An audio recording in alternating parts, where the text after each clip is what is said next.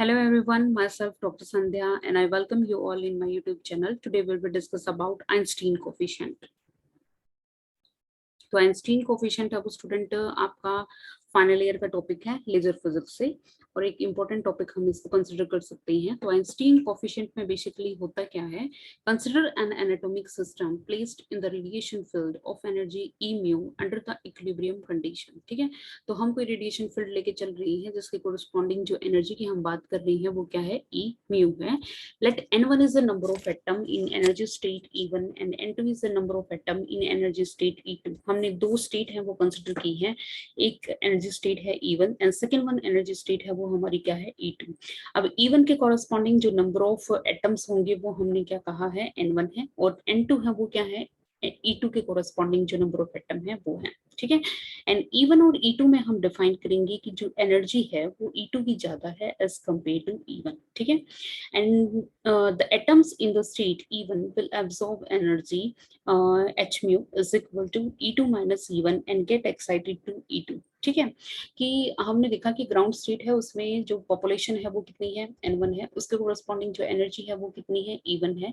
अब अगर एटम्स जो n1 एटम्स हैं वो क्या कर सकते हैं कि मतलब उनमें से कुछ हैं वो एनर्जी है वो एब्जॉर्ब कर सकते हैं और वो क्या कर सकते हैं, एक्साइटेड स्टेट है वो E2 उसमें वो जा सकते हैं। ठीक है, लेकिन वो कितनी एनर्जी एब्जॉर्ब करेंगे, तो दोनों जो स्टेट्स हैं उनके बीच में जितनी भी एनर्जी है उतनी एनर्जी हमें हमें क्या होनी चाहिए, उनके पास अवेलेबल होनी चाहिए। वो एब्जॉर्ब करके वो कहाँ पे जाएंगे, आपके हायर स्टेट में। ठीक है, the rate of the induced absorption, the rate of induced absorption will depend upon E mu and n1। अब अगर हम रेट ऑफ एब्जॉर्प्शन की बात कर रहे हैं तो उस केस में इन्होंने क्या कहा कि वो डिपेंड करेगा किसके ऊपर, कि एक तो एनर्जी डेंसिटी कितनी है, सेकंड वन की पॉपुलेशन है वो कितनी है। तो रेट ऑफ एब्जॉर्प्शन है वो हम किस तरह से लिखेंगे, rate of induced absorption is equal to P ऑफ 1 to n1 और आपका क्या हो गया, ई म्यू। ठीक है, एंड इसमें ये तरह से कांस्टेंट की हम ट्रीट कर सकते हैं, डिपेंड किन चीजों पे कर रहा है, n1 पे, और उसके साथ क्या है आपका ई म्यू पे डिपेंड कर रहा है। ठीक है, B of 1 2 is a transition probability per unit time per unit energy density। अब B of 1 2 क्या कह रहा है, B of 1 2 एक तरह से हम कंसिडर कर सकते हैं कि ट्रांजिशन प्रोबेबिलिटी है आपकी इसके कॉरस्पॉन्डिंग जो इंड्यूस्ड एब्जॉर्प्शन हम लेके चल रही है उसके कॉरस्पॉन्डिंग। ठीक है, एंड इंड्यूस्ड जो एब्जॉर्प्शन है वो डिपेंड n1 और जितनी एनर्जी डेंसिटी है उसके ऊपर डिपेंड कर रहा है। उसके बाद है हमारा सेकंड, हम बात करते हैं जैसे हमने अभी जो एब्जॉर्प्शन की बात की उसी तरह से हम तीन पार्ट लेके चलेंगे। फर्स्ट जो पार्ट है उसमें हमने एब्जॉर्प्शन को शो किया है इस डायग्राम में। एब्जॉर्प्शन में जैसे हमने अभी जो एक्सप्लेन किया है कि ये आपकी क्या होगी, ग्राउंड स्टेट होगी, ये हमारी क्या है, एक तरह से एक्साइटेड स्टेट है, सेम तीनों चीजों के लिए होगा। E1 एनर्जी है ग्राउंड स्टेट के कोरस्पॉन्डिंग, E2 एनर्जी है एक्साइटेड स्टेट के कोरस्पॉन्डिंग, n1 है पॉपुलेशन आपकी ग्राउंड स्टेट के कोरस्पॉन्डिंग, n2 है वो क्या है, population for corresponding to E2 state, या हम कह सकते हैं एक्साइटेड स्टेट है। अब आपका क्या है, एब्जॉर्प्शन है, तो आप ऑब्वियस सी बात है आप क्या दिखाओगे कि आप दिखा रही हो कि इंड्यूस एब्जॉर्प्शन है, तो ट्रांजिशन कहाँ से कहाँ तक है आपके, ग्राउंड स्टेट से आप कहाँ पे जा रही हो, एक्साइटेड स्टेट में। ठीक है, और इन्होंने क्या कहा कि इसके ऊपर डिपेंड कर रहा है, n1 पे डिपेंड करेगा और ई म्यू पे डिपेंड करेगा। उसके बाद है स्पॉन्टेनियस एमिशन। स्पॉन्टेनियस एमिशन में क्या है, जैसा कि नाम एमिशन है, तो एमिशन कहाँ से होता है, हायर स्टेट से आपका किस में आता है, जब आपका कोई भी एटम लोअर स्टेट में, तो हम क्या कहेंगे, ट्रांजिशन के लिए जो पॉसिबिलिटीज है वो क्या होगी आपकी, डाउनवर्ड है। ये उसके कोरस्पॉन्डिंग क्या है, एक तरह से ट्रांजिशन प्रोबेबिलिटी है, और वो सिर्फ डिपेंड किसके ऊपर करती है, वो नंबर ऑफ एटम्स पे डिपेंड करती है, एंड नंबर ऑफ एटम्स है वो इस स्टेट में कितने हैं आपके, n2 है। ठीक है, स्पॉन्टेनियस एमिशन बेटा पहले भी डिस्कस किया हुआ है कि जब आप कोई एक्सटर्नल एजेंसी है वो यूज नहीं कर रही, एक्सटर्नली कोई फोटोन वगैरह प्रोवाइड नहीं कर रहे, वो अपने आप अपना टाइम पीरियड खत्म होने के बाद नीचे अपने ग्राउंड स्टेट में आ जाते हैं। ठीक है, उसके बाद हम बात करते हैं किसके, स्टिमुलेटेड एमिशन की। स्टिमुलेटेड एमिशन है तो उसमें इसकी तरह से नहीं है, अब वो एनर्जी डेंसिटी है उसके ऊपर भी डिपेंड करता है, तो हम क्या लिखेंगे, B of 21 ई म्यू और साथ में क्या है आपका n2। ठीक है, मतलब रेट एक तरह से, ये जो तीन चीजें आप रेड में शो कर रहे हो वो एक तरह से रेट बता रहा है, एब्जॉर्प्शन के कोरस्पॉन्डिंग, स्पॉन्टेनियस एमिशन के कोरस्पॉन्डिंग, और आपका स्टिमुलेटेड एमिशन है उसके कोरस्पॉन्डिंग। आगे हम लिखेंगे, now the atom in the state E2 we undergo the transition to the state E1 by the two process। अभी जैसे हमने एक्सप्लेन किया कि E2 से E1 के लिए हमारे पास दो पॉसिबिलिटीज हैं, spontaneous emission and second one क्या है, स्टिमुलेटेड एमिशन। तो स्पॉन्टेनियस एमिशन है, उसमें क्या कहा इन्होंने कि rate of the spontaneous emission will depend upon N2, वो सिर्फ N2 पे डिपेंड कर रहा है, तो हम क्या लिखेंगे, RSP स्पॉन्टेनियस के लिए, ठीक है, is equal to A of 21 and N2। A of 21 है वो क्या होगा, spontaneous emission transition probability per unit time, और इसको हमने क्या बोला, इक्वेशन सेकंड। अब हम क्या कहेंगे कि रेट ऑफ स्टिमुलेटेड एमिशन की अगर हम बात कर रही हैं तो वो दो चीजों पर डिपेंड करेगा, एक तो आपका क्या है, एनर्जी पे डिपेंड करेगा, सेकंड आपका क्या है, नंबर ऑफ एटम्स कितने हैं आपके हायर स्टेट में, दैट इज E2, ठीक है। तो हमने थर्ड इक्वेशन रिप्रेजेंट कर रही है स्टिमुलेटेड एमिशन का rate, RST is equal to B of 21 E mu and आपका क्या हो गया, N2 हो गया, ठीक है। फिर B of 21 है वो आपकी क्या है, स्टिमुलेटेड एमिशन के corresponding transition probability per unit time per unit energy density, ठीक है। तो A21 है वो हमारा स्पॉन्टेनियस एमिशन के कॉरस्पॉन्डिंग ट्रांजिशन प्रोबेबिलिटी है, ये अपनी क्या है, एक तरह से ट्रांजिशन प्रोबेबिलिटी है, किसके लिए, आपके स्टिमुलेटेड एमिशन के लिए। उसके बाद हम कहेंगे कि under the thermal condition the transition from E2 to E1 must be equal to the transition from E1 to E2, ठीक है। कहने का मतलब क्या है कि जब हम इक्विलिब्रियम की बात करेंगे तो हम कहेंगे कि एमिशन रेट और एब्जॉर्प्शन रेट है वो हमारे दोनों क्या होने चाहिए, एक तरह से बैलेंस होने चाहिए, बैलेंस होने चाहिए, तो हम क्या करेंगे, उन दोनों को कंपेयर करेंगे। अब रेट है वो हमने किस से शो किए हैं, इक्वेशन फर्स्ट सेकंड एंड हमारे इक्वेशन नंबर थर्ड से शो किए हैं।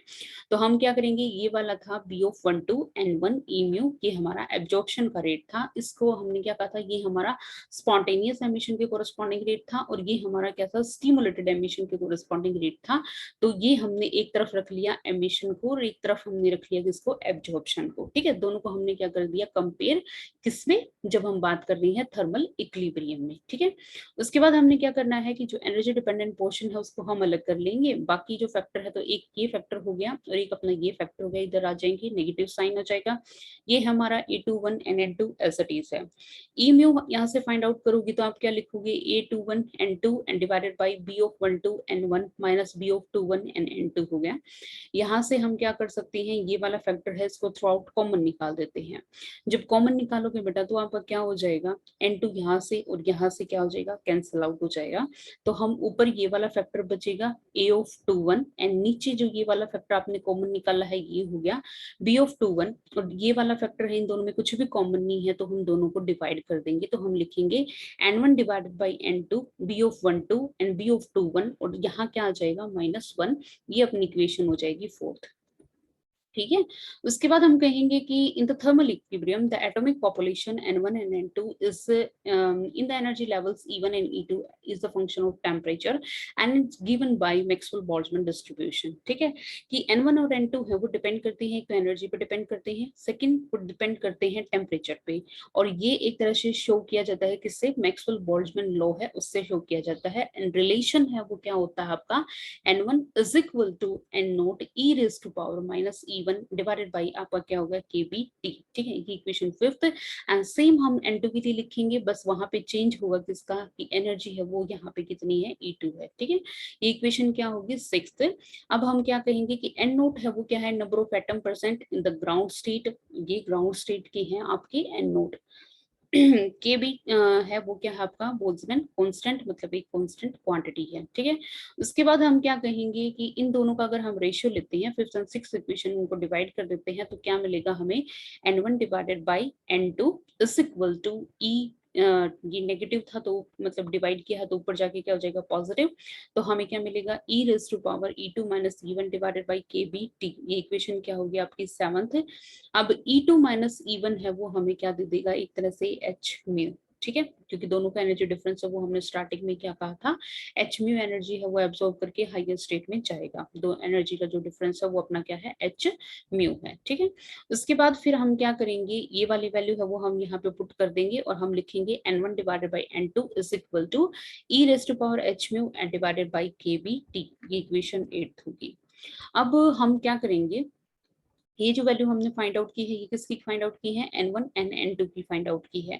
N1 एंड N2 की वैल्यू है वो हमने यहाँ पे एक तरह से पुट कर देंगे, ये वाली जो हमने पीछे एनर्जी के लिए फाइंड आउट की थी, E mu is equal to A of 21 and equation fourth में, and A of 21 and divided by B of 21, ये एज इट इज रहने देंगे। यहाँ N1 N2 की जगह पे हमने क्या किया है, मैक्सवेल बोल्ट्जमैन से जो हमने रिलेशन N1 N2 का निकाला है वो हम यहाँ पे क्या कर देंगे, पुट कर देंगे e raise to power h mu divided by kBt n -1। ठीक है, उसके बाद हम कहेंगे कि according to the Planck's law के अकॉर्डिंग रिलेशन होता है वो क्या होता है, energy density is equal to E 8 pi h mu cube, और साथ में फिर आपका क्या हो जाएगा सी क्यूब, और साथ में क्या है 1 divided by E raise to power H mu and K B T -1। ठीक है, तो कुछ टर्म्स अगर हम कंपेयर करते हैं तो हमें मतलब नियरली ये जो रिलेशन है वो एक तरह से इक्वल सा लग रहा है।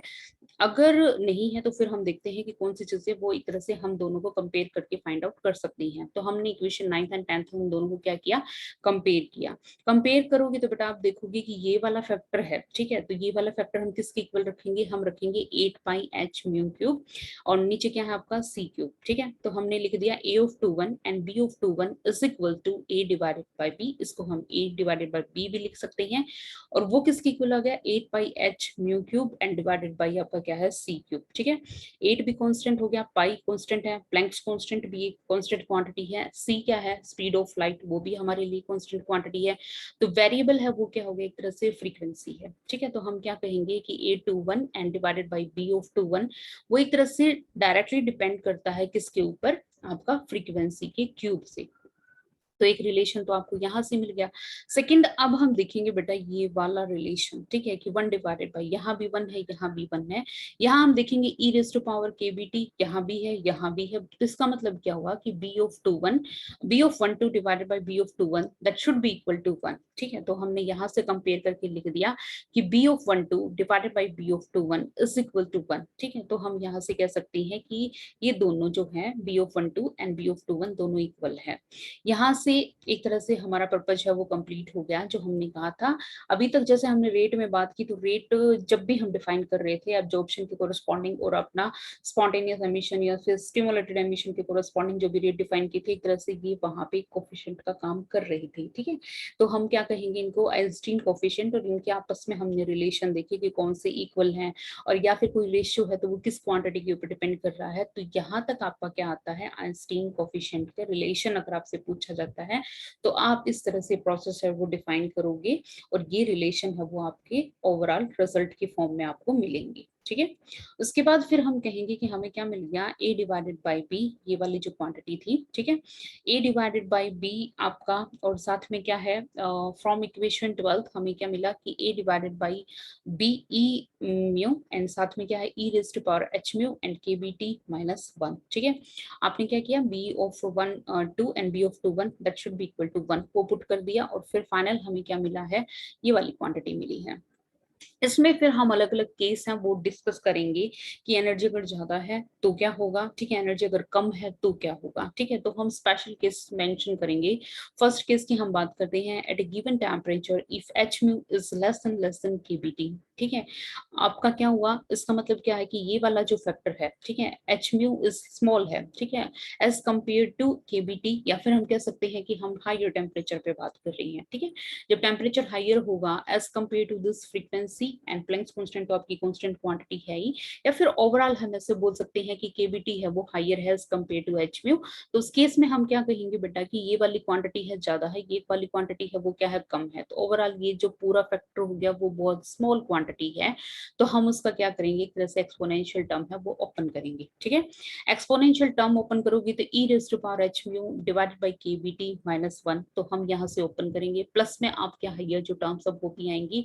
लेकिन हम क्या कहेंगे कि जब ये वाला फैक्टर है जो आपका एच म्यू डिवाइडेड बाई के टी वही स्मॉल है, तो आगे जो फर्दर जो मतलब स्केयर में क्यूब में आपको जो वैल्यूज आएंगी, हम क्या कहेंगे कि जो हायर ऑर्डर्स की जो टर्म है हम उनको इग्नोर कर रहे हैं क्योंकि उनकी वैल्यू बहुत स्मॉल है। ठीक है, अब अपने पास ओवरऑल क्या बचेगा कि 1 plus H mu divided by के बी टी एन -1, 1 से 1 कैंसिल आउट कर दोगे बेटा, तो ओवरऑल ये फैक्टर हमें किसके इक्वल मिल रहा है, इसके इक्वल मिल रहा है।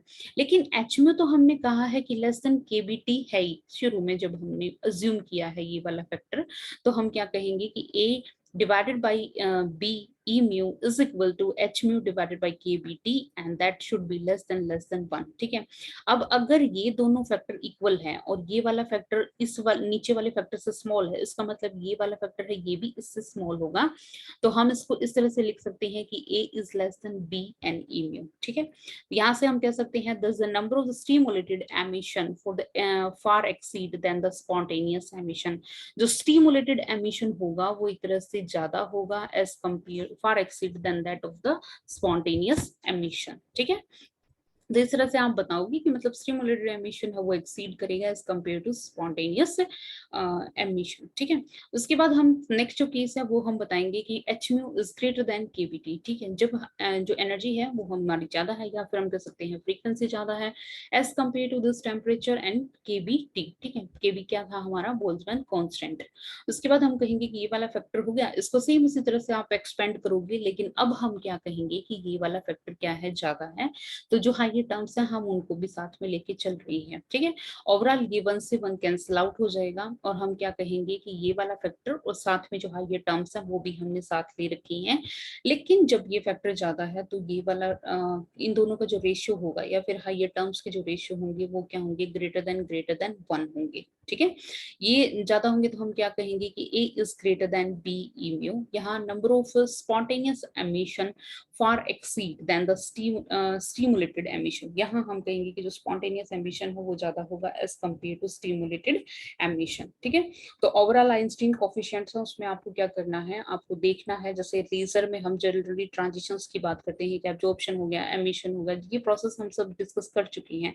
तो सिंपली आपको स्टार्टिंग में रेट्स बताने हैं कि एब्जॉर्प्शन में क्या होगा, स्पॉन्टेनियस एमिशन में क्या होगा, स्टिमुलेटेड एमिशन में क्या होगा। उसके बाद जस्ट आपको इक्विलिब्रियम तक जाना है, कंपेयर करना है और फिर उसके बाद आप यूज करोगे मैक्सवेल डिस्ट्रीब्यूशन को। उसके बाद हम कहेंगे कि मतलब अगर हम इसको एक तरह से प्लैंक्स लॉ है उसके साथ कंपेयर करते हैं तो बस उन आइंस्टीन जो कोफिशिएंट है उनके बीच में एक रिलेशन हम फाइंड आउट करेंगे, ठीक है। उन्हीं को हम क्या कहेंगे, आइंस्टीन कोफिशिएंट। और उसके बाद आपको देखना है कि एनर्जी अगर हाइयर है एज कम्पेयर टू केबीटी तो क्या होगा, और उसके हाँ मतलब स्पॉन्टेनियस एमिशन है वो एक्सीड करेगा या फिर अपना स्टिमुलेटेड जो एमिशन है वो एक्सीड करेगा। बस आपका टॉपिक है ये इतना ही है।